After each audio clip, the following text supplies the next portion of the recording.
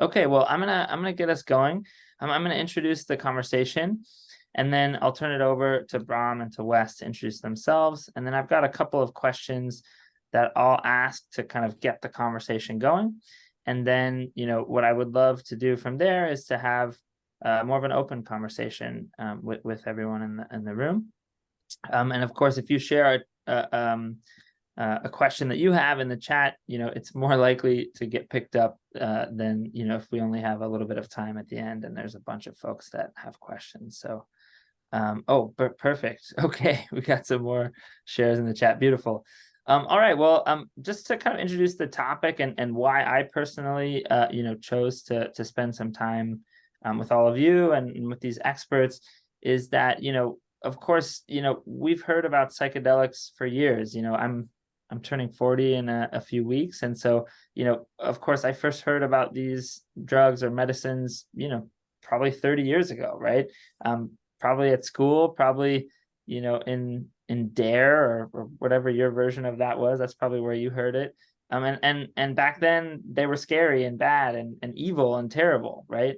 And then, of course, over many years, as I grew up and as I met people that were trying these substances and having good experiences, my perspective really changed.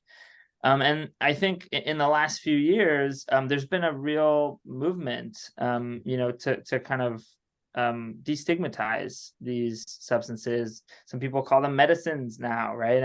And there's a real kind of popular sense that these are more legitimate. There's more possibility here. Michael Pollan, a very famous author, was a big kind of outspoken proponent. He wrote a couple books on the topic, and I think personally, although I'm not like an expert in this field, I think how he describes his experiences were incredibly valuable and elucidating. He's just such a great explainer. And then I think, I think all of us, because we're here in the room today, have heard from friends, from experts, from influencers, right? Like people are just talking about it, right? You can't listen to a comedy podcast for 5 minutes, before they start talking about one of these, substances. So there's really a lot of promise, a lot of potential, and also, there's still a lot of uncertainty, right? It's still not exactly, these substances are still not exactly legal. There's some states that are experimenting with it.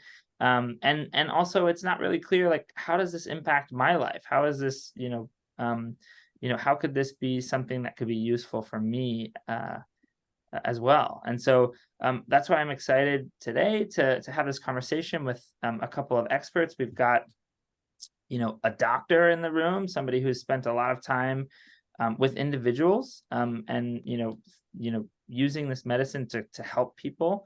And then we've got a kind of a business person who's got more of a macro perspective on the field, and kind of what's happening, what's possible, what's the market think about these medicines.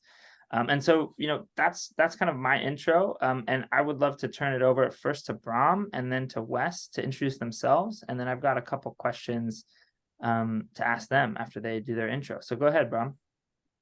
Thank you so much, Andrew. It's a pleasure to be here. And thanks to everyone who joined the webinar. It's a pleasure to be speaking to you all today. For background on me, my interest in psychedelics long predates my professional activities in the psychedelics world. I got interested in psychedelics back around the time I was in college, about a decade ago at this point, a little over a decade ago. And the angle that I was interested in them back then was kind of the same angle that most people approach them with when they're young. You're looking for alternative ways to view the world, looking for altered states of consciousness.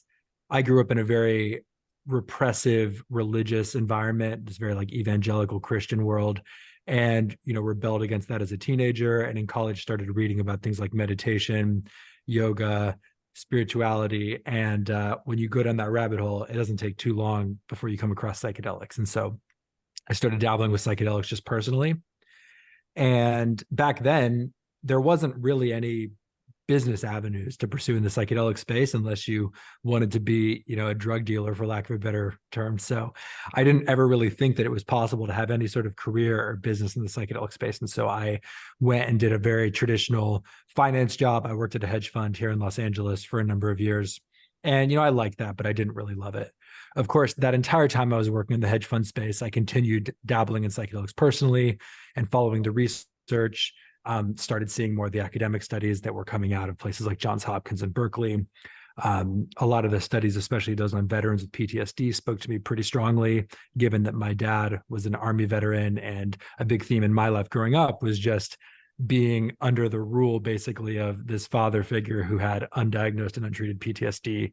And unfortunately, that wasn't just the case in my household, but was the case in the households of many of the people that I grew up with as friends. Like, their parents were also in the military, and there was a lot of fallout from the global war on terror and the lack of treatment that we had for veterans. So I kind of paid attention to the psychedelic space. And during COVID, I was sitting at home alone in my apartment doing my hedge fund job, and I had a lot of time and space to think about what I really wanted out of my career. And I decided that I didn't want to keep doing this hedge fund thing forever. It was fine for a time, but I wanted to do something more meaningful as I entered my 30s.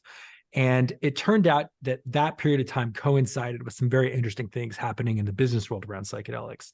There were three things that I saw in 2020 that really made me think that there was an opportunity to start doing real, like, above ground business in psychedelics. The first is that a number of really well-known investors, like the startup accelerator Y Combinator, the big biotech fund RA Capital, Peter Thiel, and other big name folks in Silicon Valley, started actually funding pharmaceutical companies that were doing research on psychedelics. This was a totally new phenomenon that I'd never seen before. Another thing that happened around 2020 was that Johnson & Johnson, the same company that makes, No More Tears baby shampoo, actually got a drug called Spravato approved by the FDA. And for those who don't know, Spravato is basically a ketamine nasal spray. And it was the first FDA-approved psychedelic-like substance for a mental health issue.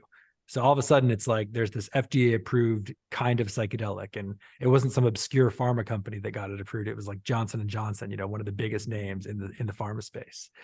And the other thing that I saw that happened in 2020 that was very interesting was that MAPS, which is this psychedelic public benefit corporation that has been pioneering the use of MDMA, got a phase 3 trial completed of MDMA for post-traumatic stress disorder. And for those who don't know about the FDA approval process, there's like 3 phases of trials, and phase 3 is the final one. Once you finish phase 3, then you can kind of submit an application to the FDA to get approved. So I saw that MDMA was now like at the point where it was very likely to get approved as a therapeutic. So between those 3 things, I kind of realized that now was maybe the time to start looking for ways to get involved in like the business of psychedelics. And I did what any other early 30s millennial male would do. And I looked for a podcast about the business and investing of psychedelics. And back in 2020, there were plenty of podcasts about psychedelics, but there weren't any podcasts about the business side of psychedelics. And so I decided to start my own. And I started this podcast where I interviewed people that were starting these companies and investing in them. And because I was one of the only people doing this, I got a lot of listeners very quickly. People started sending me deal flow. And that was very interesting. And I decided I wanted to have a way to invest in these companies that I was getting access to through this podcast platform. And so I decided to start a small fund. And so at the end of 2021, I started raising capital for my first sort of psychedelic venture capital fund. And once again, I was one of the only people that was really focused, that was holding themselves out as like a psychedelic focused investor. And so because I was sort of this big fish in the small pond, I got lots of probably honestly undue attention. And it was very easy to all of a sudden get like profiled in the Wall Street Journal, get invited to give talks at South by Southwest, get investors in the fund, like people like Mark Andreessen and Chris Dixon from Andreessen Horowitz, one of the biggest VC funds in the world. And found myself kind of at the nexus of all of this activity happening in the psychedelics world. And so just to kind of give you a view of what I'm doing now on a day-to-day basis, we're actively like finding new cool companies in the psychedelics world to invest in. We're investing in companies all across the spectrum of the psychedelics world. So we're investing in companies that are trying to get psychedelics approved by the FDA as medicines. We're investing in companies that are trying to invent new psychedelic drugs. We've invested in clinics down in Mexico that are using psychedelic drugs to treat people with like opiate addiction. We've invested in software companies that are just building software to help ketamine clinics grow their practices. And so it's kind of all over the map, but all psychedelic themed. I know I've been rambling for a while, so I'll go ahead and stop there. But that's kind of my backstory and how I ended up being the guy in the Psychedelics Fund talking to you on this webinar. Thanks, Brom. Go ahead, Wes. Yeah, thanks, Brom. That was super illuminating, because I come from a very different perspective. As you all probably are aware, I'm a physician. I'm a board certified psychiatrist and addiction psychiatrist. I've had a long-standing interest in psychedelics as well. And similar to Brom and Andrew, I think it was college where a lot of that stuff started bubbling up from sort of the hive mind of everybody else talking about it. And so for a long time, I've had a fascination with this stuff, and it is a pretty long process going through medical school, and then, well, first university, then medical school, then residency, and I ended up doing this addiction psychiatry fellowship in the University of Washington as well. So it was a lot of years of training, and during that time, I think the challenge was similar to Brom's process was, well, there's this relatively boring thing, regular clinical practice of medicine, or perhaps for him it was working in the hedge fund. How do I make it more interesting? For me, it was, well, how can I start to pivot into looking at and researching psychedelics?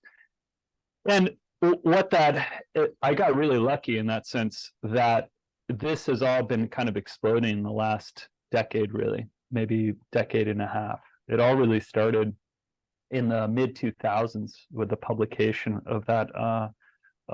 It was the use of psilocybin for end-of-life anxiety in cancer patients by Charles Grobe in actually South LA was where that study was carried out. And that really just kind of cracked open the gates for psychedelic research.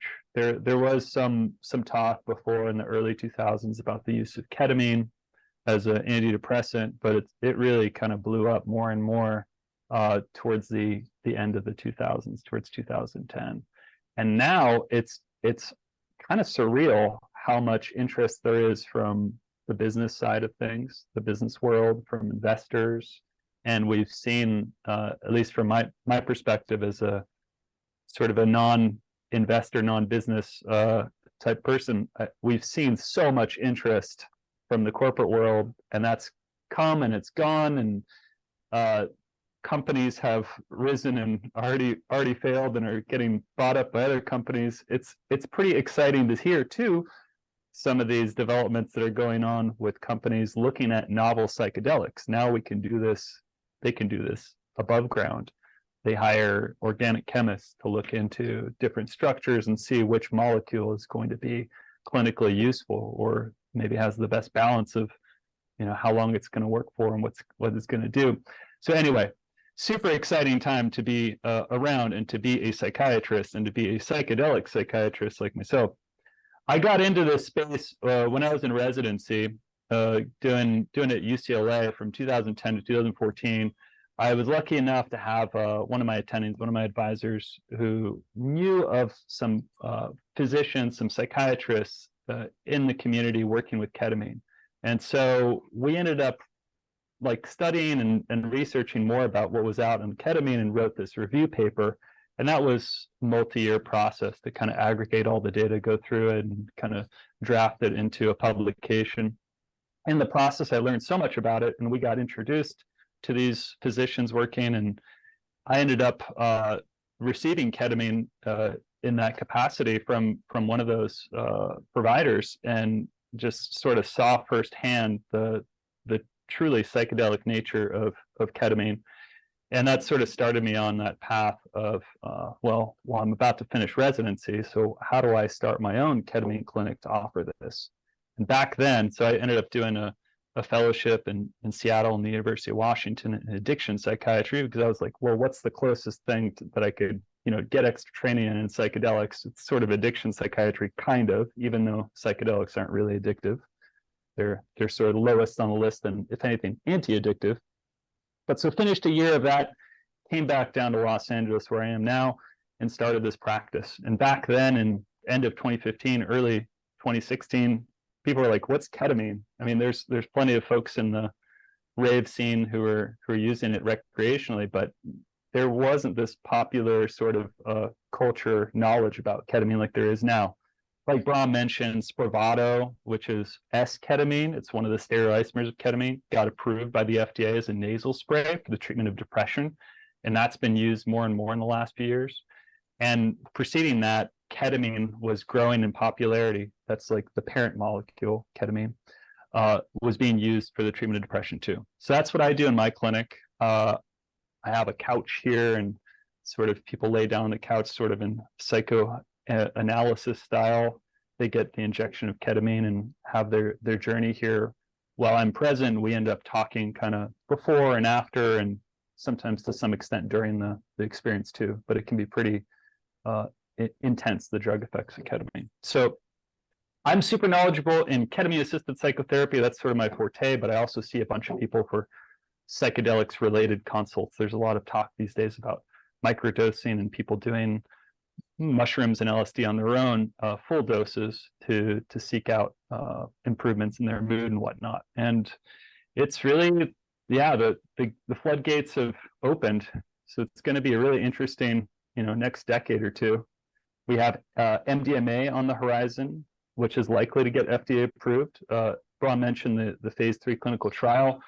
What he didn't mention is just a few days ago, they published the positive results from the second phase 3 clinical trial. The FDA typically mandates that people do, or sponsors for new drugs, do multiple phase 3 trials that's in humans that are adequately controlled and all that stuff. And that one came out positive too. So it's really around the corner when we're going to see the FDA officially release MDMA as a medication that can be used in the psychotherapy process. Psilocybin too is around the corner. That maybe needs a little bit more time, but you have all these various big companies working really hard and publishing trials in all the leading psychiatric journals too. And the results are similarly really positive. So it's exciting. Beautiful. Thank you so much, Wes. I'm going to ask a couple of questions. And again, for those of you who just joined, I encourage you to share, in the chat. I see Danya just asked a question. That's a great question, Danya. Thank you. So my first question is just kind of a big question, which is, what are some of the benefits that you've seen of psychedelic medicine as opposed to traditional medicine? Like Wes talked about addiction, talked about depression. Like, what are the benefits that you've seen, either anecdotally or backed by science, of using these kinds of medicines versus the traditional kind of big pharma or the traditional medical establishment style of addressing these things? I can start out on this one, Brom, since it seems more kind of clinically relevant. But ketamine, the major breakthrough why ketamine became so popular with mental health treatment is that it works so well. The way you would quantify that statistically is through effect sizes. So you can sort of say, like, what number, you can assign a number to say how great that antidepressant benefit is. And it's gigantic for ketamine for the treatment of depression, specifically treatment-resistant depression, as well as regular depression. The other really exciting thing about it that differentiates it from pretty much all the other medications around is that it works almost immediately. People get an injection, whether it's an intramuscular bolus or an IV infusion, and it can be the very same day that they're sort of snapped out of their depression. More commonly, it takes 2 or 3 sort of sessions that take place over a week or two to kind of build into that effect. But it's a lot of people still experience it sort of the first day, which is crazy, because SSRIs are out there like Prozac, like Zoloft. Those typically take weeks, if not a full month, to kick in for clinical benefit, and they don't work in about half the people. So we have something that seems to work for more people, that seems to work really fast, and seems to have a great magnitude of effect. That's what's really exciting about ketamine, and that's why it's sort of taken everybody by storm. Psychedelics, the other classical psychedelics, like mushrooms, like LSD, mescaline, those also seem to have antidepressant effects. They're not as well studied as ketamine because ketamine has been around a little longer, and it's just been sort of looked at by those scientists for a little bit longer. So the data is coming in on psilocybin and whatnot, and it looks to be really positive. We see that psilocybin from 1 or 2 sessions has this great magnitude of benefit for depression as well. So depression is really the biggest thing that's been studied. But we also see that like PTSD, for example, MDMA psychotherapy, it really is efficacious for PTSD. Ketamine also seems to have a pretty good effect for PTSD. And the other big thing that these psychedelics, use that term to include the classical ones as well as ketamine, which is more of like a dissociative psychedelic, they also seem to be really effective for addiction. That's been a lot less studied, but it's something that's maybe flying under the radar to some extent currently in the lay public, but in the scientific community, it's something that's being really actively researched. So once those studies come out, I think we're going to see greater use in that realm too. But that's sort of the real interesting part about psychedelics and why they're so popular. I don't want to ramble too long, so I'll kind of. That's great, Wes. Thank you so much. You mind Brom, if I add something to that real quick? I think you pretty much covered all the important points, especially the point that, antidepressants, classic antidepressants like SSRIs don't work for a very large number of people. So any alternative is very welcome. But one of the things that I'm not quite sure you hit on that I think is very important is just the fact that the antidepressant effect of psychedelics, or just the general psychological improvement effect of psychedelics, generally lasts much longer than the drug stays in your system. So with SSRIs, it's like you take a pill every day, and once you stop taking the pill, the effect stops. But you do one mushroom dose, and many people report feeling better for 6 months later. And that's just not something that traditional pharmaceuticals are generally offering.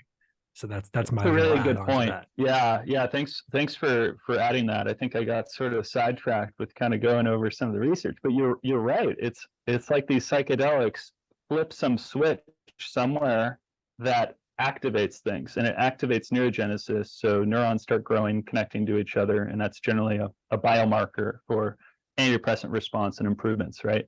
So yeah, there's something about the psychedelics, whether it's the molecule and the interaction of the molecule, the psilocybin, with our brain chemistry, or whether it's more likely the interaction of that with psychotherapy. And the psychotherapy piece is probably, it seems to be pretty big in terms of the ultimate effects that we see with psychedelics, but the jury is still out to say conclusively how much, right? And the interesting part is you see a lot of people who get ketamine without any kind of psychotherapy, and they report clinical improvements in their depression and whatnot. And then you see people who get ketamine-assisted psychotherapy where there is a big legitimate psychotherapy component, and it probably works better, but we don't have those head-to-head trials. Similarly, in the psychedelic space, classical psychedelic space, like with psilocybin and also with MDMA, which is a little different pharmacologically, but also has some psychedelic properties. Those are just being studied with the psychotherapy. So the psychotherapy is pretty huge, right? You have Spravato, just the nasal spray, no psychotherapy there, but people seem to get better, maybe not as much better as with the full ketamine and psychotherapy combination. So what that means to me, and what other people are kind of seeing, is that psychedelics are more a catalyst for unlocking some of this stuff and being able to maybe use that material in a process in talk therapy to really optimize that antidepressant response, that anti-addiction response. Beautiful, thank you, and I hope that addresses Katya's question, which she just shared in the chat around like what's the role of integration work post-medicine use. Katya, do you want to elaborate on that, or do you feel like Wes addressed that? Well, yeah, sorry, I'm just seeing the chat now. I'm trying to keep track. Go ahead, Katya. Yeah. Well, in my personal experience, I think integration work has actually been really important for my healing, let's call it this way. And partially, I do believe it's because I'm working with people who are skilled in this space, not just any psychotherapist, but person who specifically works with psychedelics.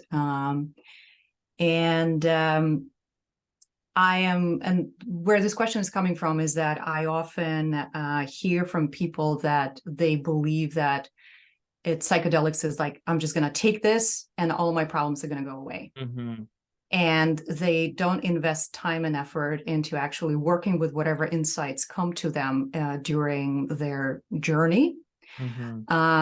I just feel like it creates an expectation that, again, it's outside of my control. It's like something that I just took, all my problems miraculously disappeared. It's almost like I don't want to call it a version of spiritual bypassing, but it's like almost like, I don't need to worry about any of this. Like I just connected to the consciousness, the biggest, like something out there.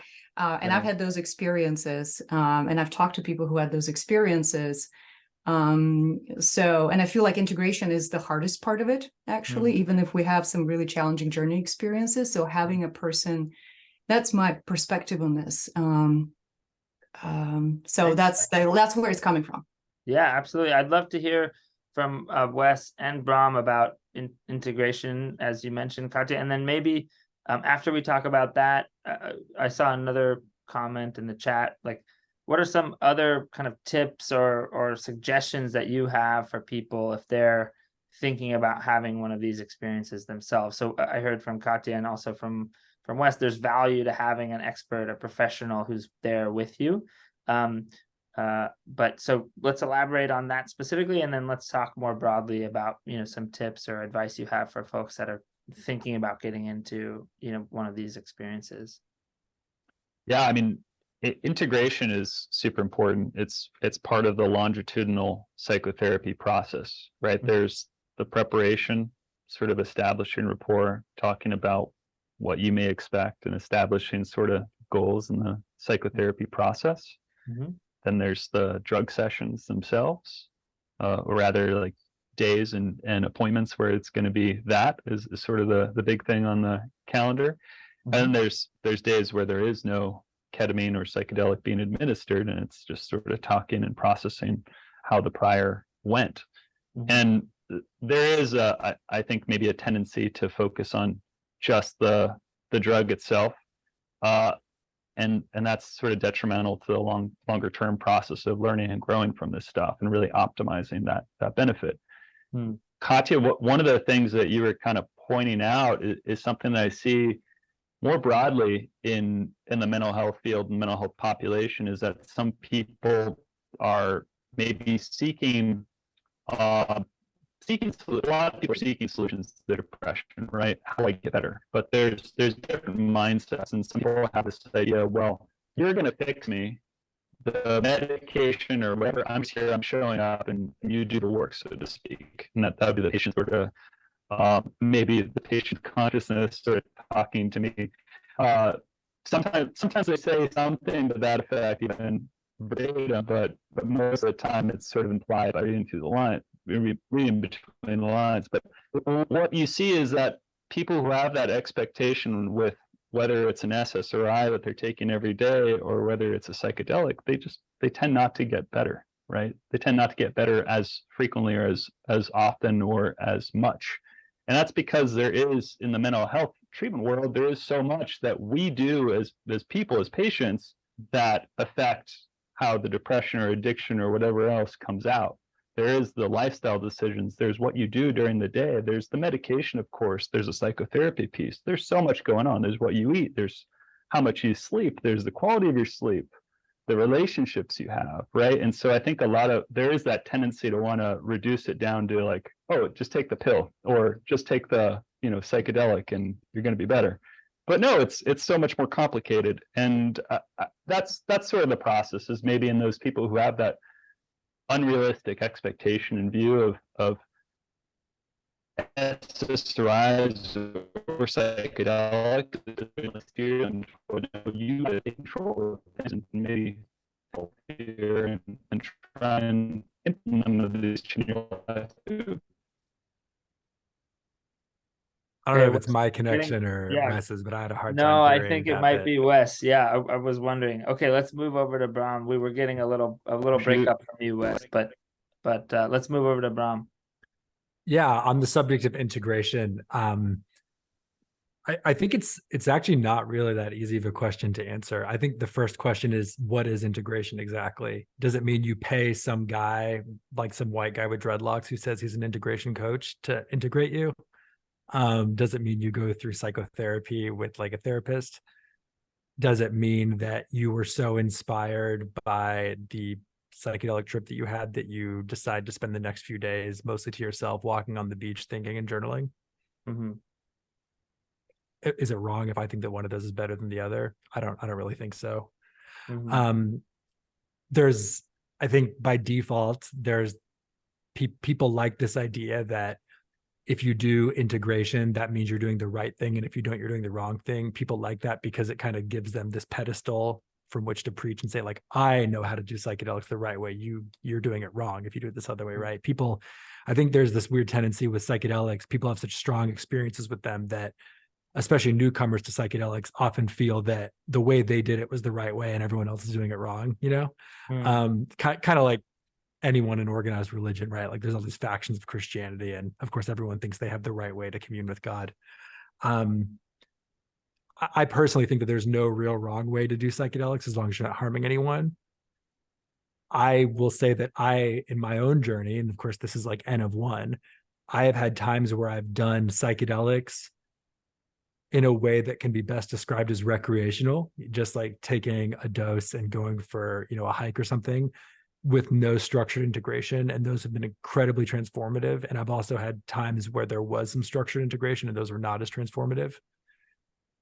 The clinical trials have mixed results as to like the importance of psychotherapy. That's not to say that there's no benefit to it, but I think you do have to ask yourself, if it's all about integration and integration is the key and it's not useful without integration, then like, why even bother doing psychedelics in the first place? Why not just do therapy?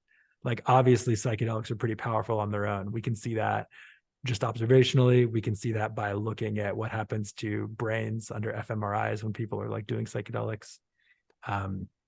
So I wouldn't discount integration, and I would encourage anyone that wants to use psychedelics for the purposes of some sort of transformation, whether that's like treating depression or PTSD or whatever, to figure out some way to set aside time to like ponder the experience that they had and figure out how to like make sense of that and integrate it into your life.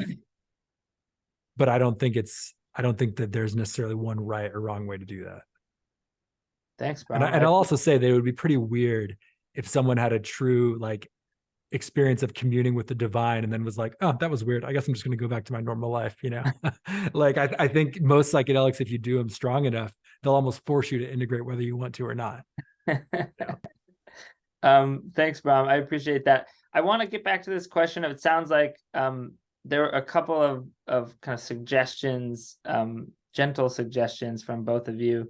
But Dania mentioned this idea of like a 101 or some kind of beginner's guide. Is there some sort of document or thing you can kind of point to, or are there some sort of suggestions you have for folks on this call in terms of having, maybe their first experience or having an experience where they have specific goals or they want to achieve a specific thing?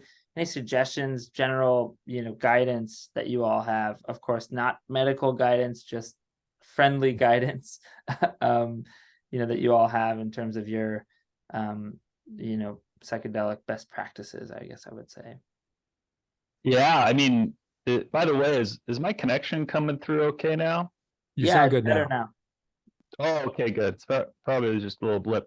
So yeah, I mean, a lot of people are seeking out non-clinical ways to access psychedelics, right? If you want to get it, psilocybin, you got to do it in a clinical trial if you want to do it above ground, or you can go to Oregon and sort of not formally psychotherapy there, but it's a mechanism that the state created, or you can just kind of, buy mushrooms. I suppose a lot of people grow them on their own and get them that way too.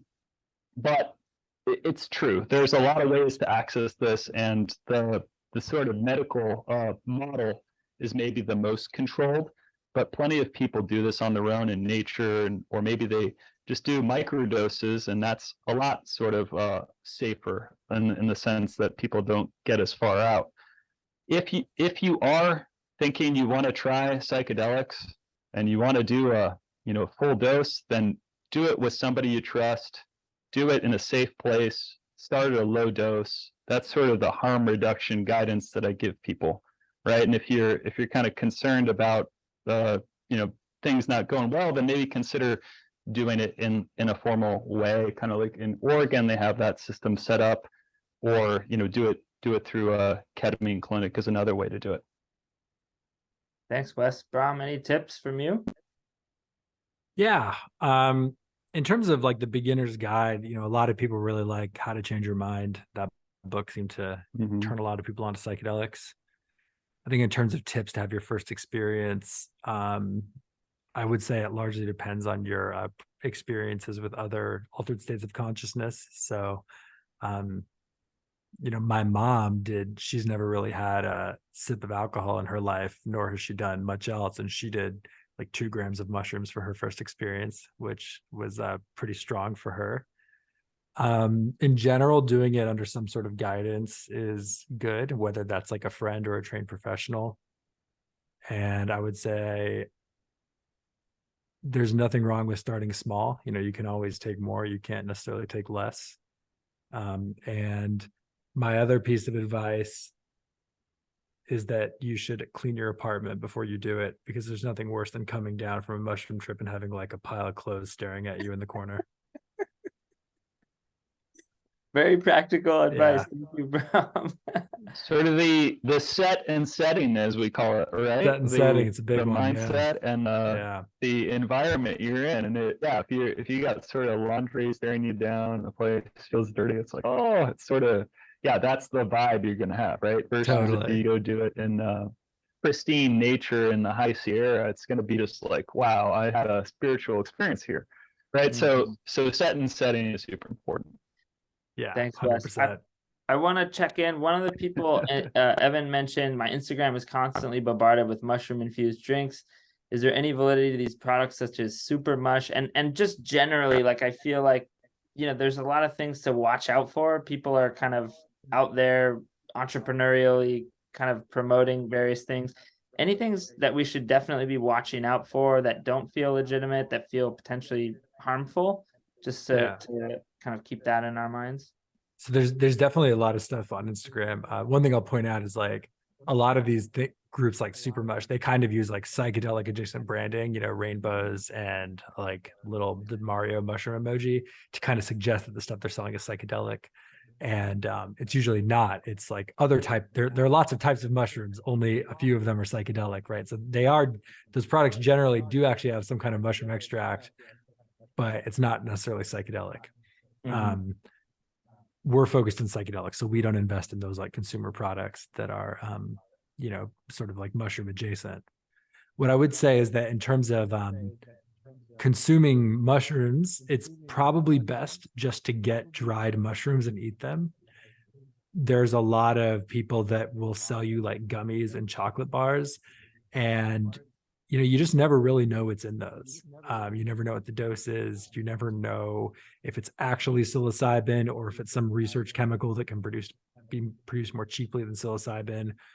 I hate to say it, but I've even heard about some mushroom products that are produced in the same facilities that like fentanyl stuff is produced in. So I think the move is to just buy dried mushrooms and eat them. You look at a dried mushroom, there's no question what it is. You get some chocolate bar, some gummy that someone says has mushrooms in it. There's really no way to verify. So for me personally, I stick with the dried mushrooms. Okay. That's super smart actually to go to the source product, so to speak. It's a lot less likely you're going to see any kind of contamination in that sense with dried mushrooms. People generally know what they look like, right? Versus if you have, say, a white powder or a pill, or even, I suppose, a gummy or chocolate, sort of what did they put in there? And there's plenty of other classical psychedelics like prodrugs to psilocybin that are around, that are on the internet, that you can buy through the dark web that will produce similar sort of outcomes to taking mushrooms. But yeah, if you want to just kind of do the safer safer bet, so to speak, and you're looking for psilocybin, then just the dried mushrooms is probably the safest way to do it. Sounds good. I got a couple questions about art and creativity. Any thoughts on that, either as a therapy or as a kind of creative tool for folks where creativity is valuable to them?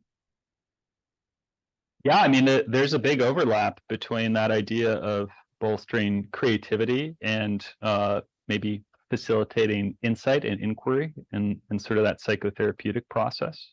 Psychedelics take us out of our normal routine, right? Our normal algorithms of processing information in the world, where we're going to just kind of overlook that thing and be hyper-focused to get to work and go home and whatever else. On psychedelics, sort of everything is novel and new because those routines are kind of hijacked. They're temporarily turned off. So you're kind of having to take in all of the sensory information that's happening around you as if it was new, as if you were a child and still figuring out the world. So yeah, it's hugely useful for seeing things in a different way, and that's really the creative process. Thanks, Wes. Yeah, Brom, any thoughts there? Yeah, I mean, as a musician and bit of an artist myself, I'd say that psychedelics can definitely at least make you think you're being more creative. You know, once you come down from the mushrooms and you look at what you did, there's always that question of like, why did I think that was a good idea? But yeah, altered states of consciousness are generally good for at least letting your inhibitions go, which can often induce creativity.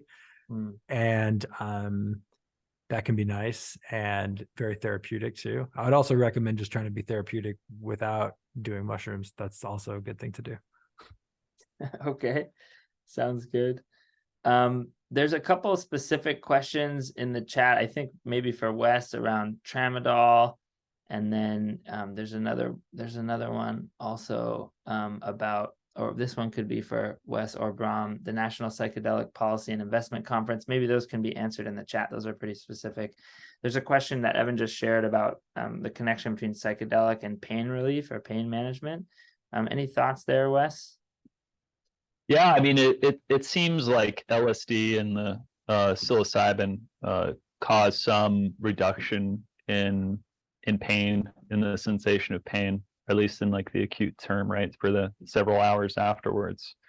To my knowledge, that hasn't really been studied too closely, but it's been noted in some publications, right? So maybe that'll evolve into something more, but a lot of pharma and industry kind of look at the psychedelic aspects, the psychedelic experience of these medications, of these substances, as a bad side effect to avoid. And if you're looking to relieve someone's back pain and they're not interested in tripping, they're probably not going to want to take LSD. Yeah. Maybe it'll pan out that low doses, microdoses, sort of subperceptual or very low perceptual doses are going to provide some pain relief, but not cause that kind of psychedelic experience. And that might be something we'll see in the future. It's possible. They're also using LSD or LSD analogs as sort of prophylaxis against certain types of headaches, like cluster headaches. So that's sort of a pain relief thing. And ketamine itself is more commonly used for certain pain syndromes like CRPS.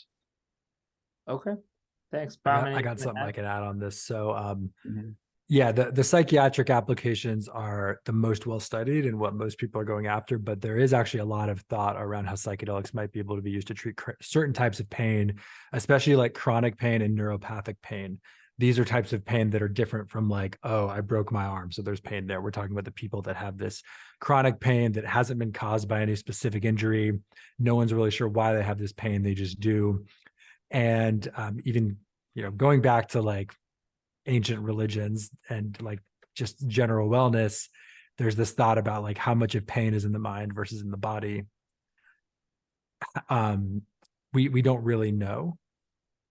One thing we do know is that 5-HT2A receptors, which are the type of serotonin receptor that psychedelics activate to create the psychedelic effect, do not exist just on your brain. They're distributed throughout the body. There's a lot of them in your gut. There's even some in the peripheral nervous system, like your arms and legs.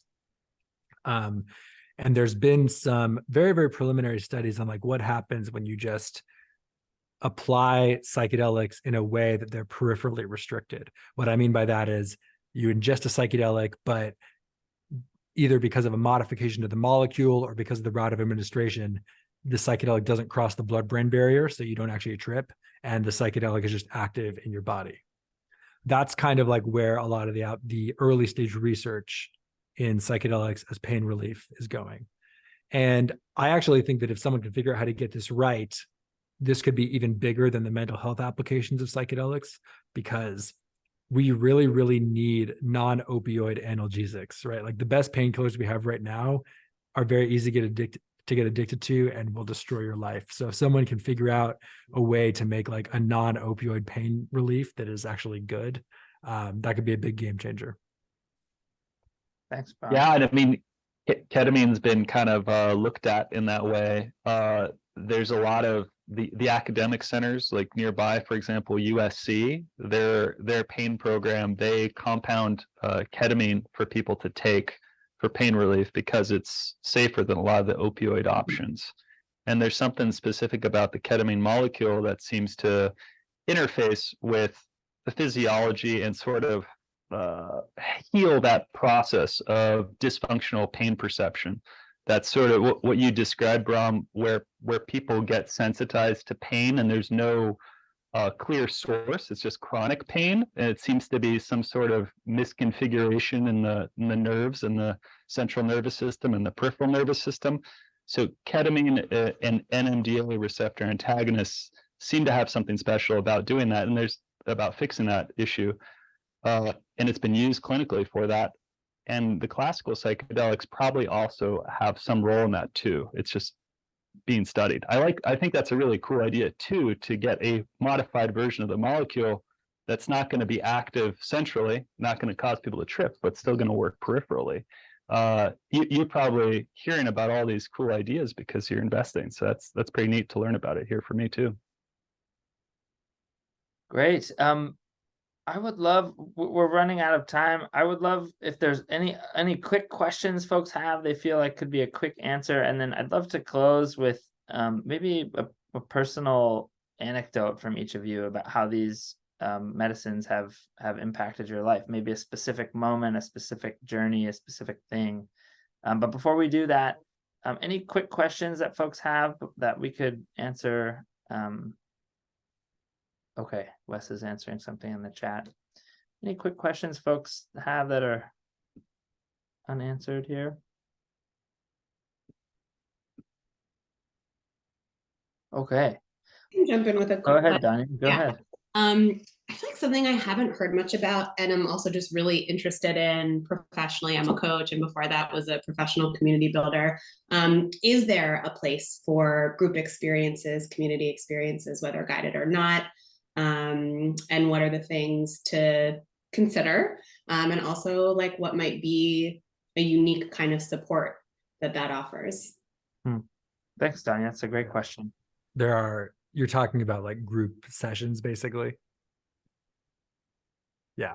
Well, there are lots of them if you know where to look. I mean, unfortunately, because of the way that the laws are right now, you can't do that legally anywhere. You know, I guess with the exception of maybe in Oregon, although that's still federally illegal.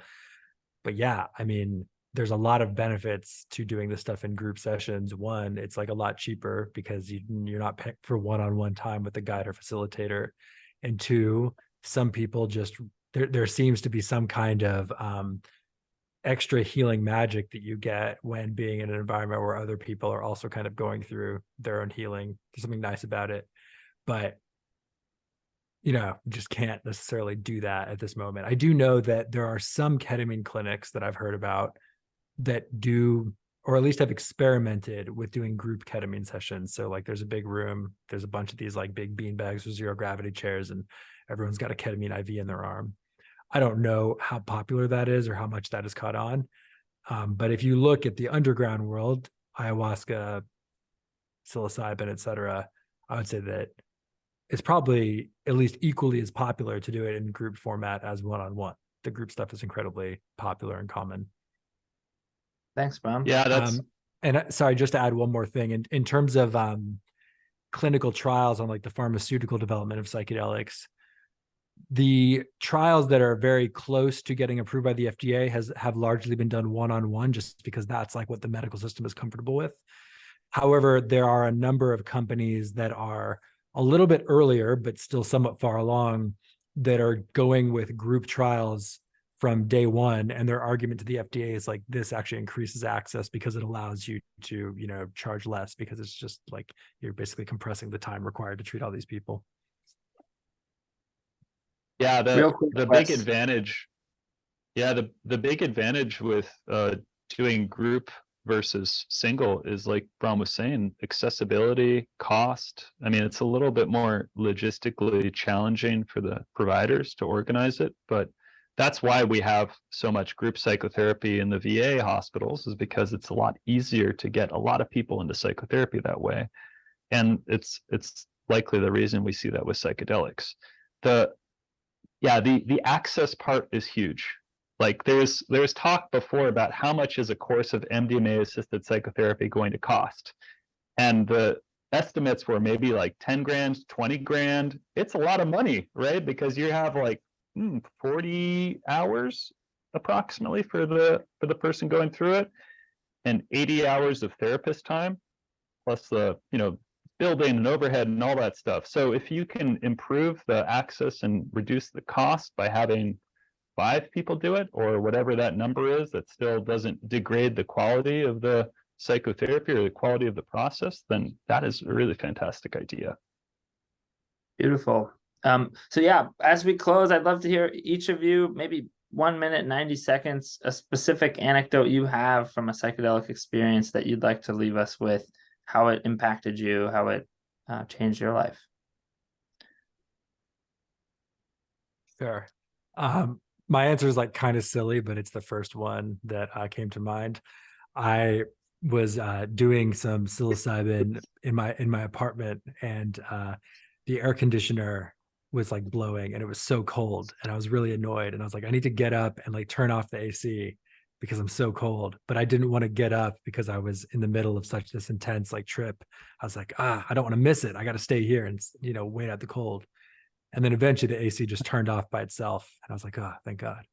And then it turned on, and then it turned on again. And I had the exact same thought process. I'm like, it's so cold. I need to turn this off, but I don't want to miss it. I'm in the middle.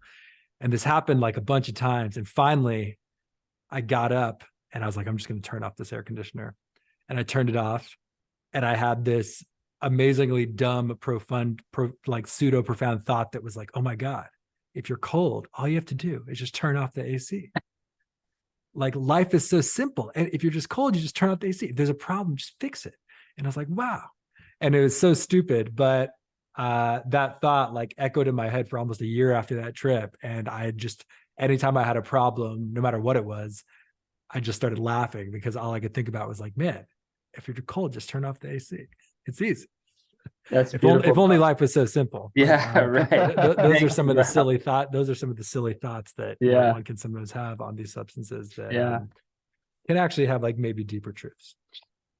Absolutely. Yeah, I mean, go ahead. I think I had sort of a parallel experience, so maybe not exactly with an air conditioner unit, but maybe the revelation that perhaps what was holding me back was the fear of things going wrong, the fear of fear, if you will.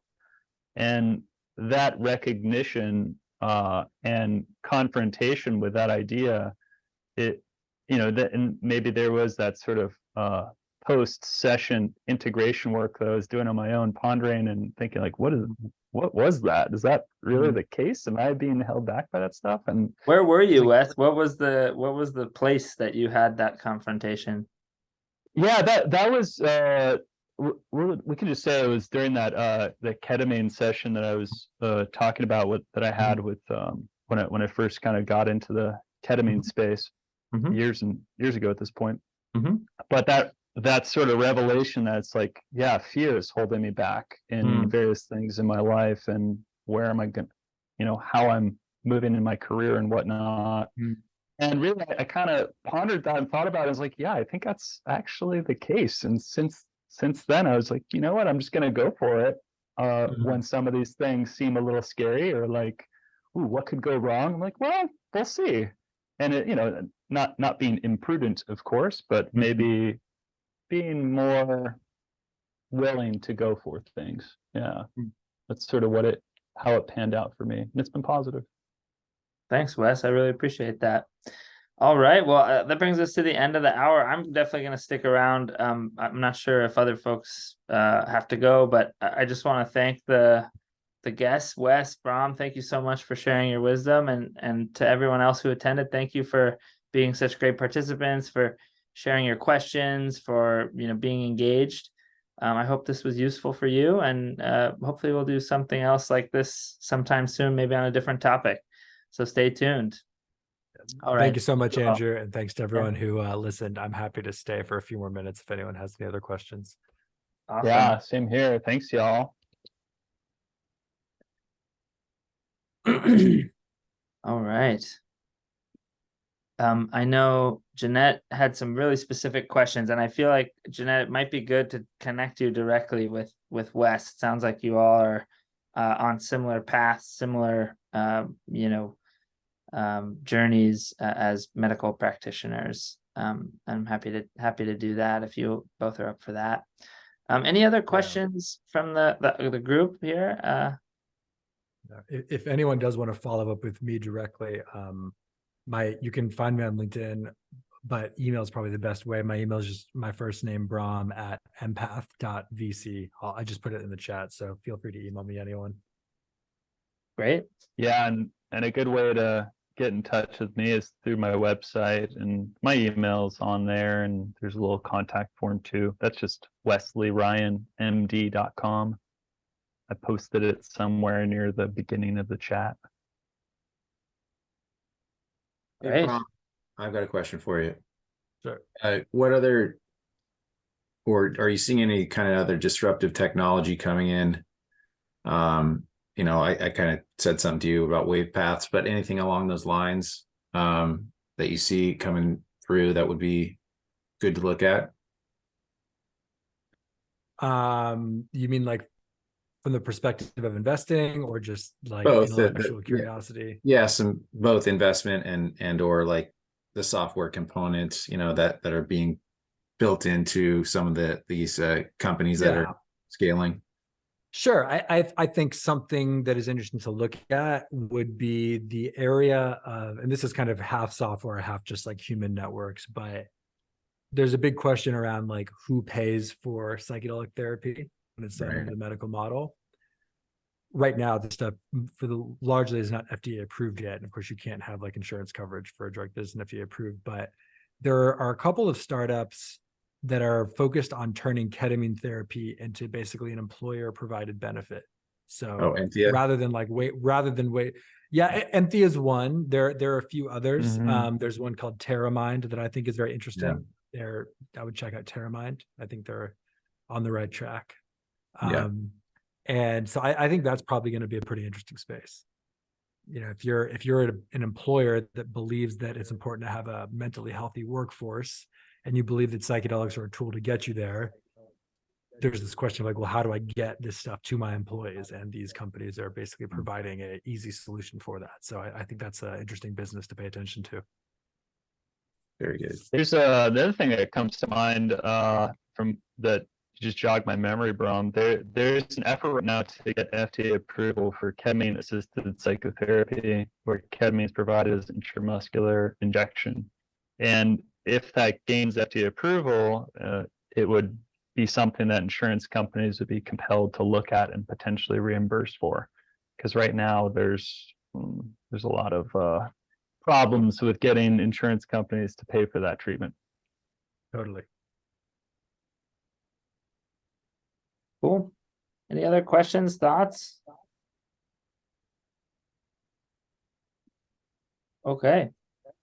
Well, I appreciate you all staying after, and all the warmth and positivity on the call.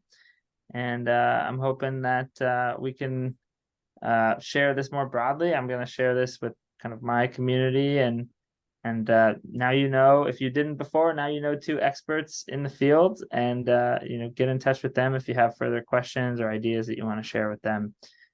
So great. I think that's it. Thank you all so much. See you all around. Thanks, Andrew. All right. Bye. Bye-bye. Take care, y'all. Bye. Bye, everyone.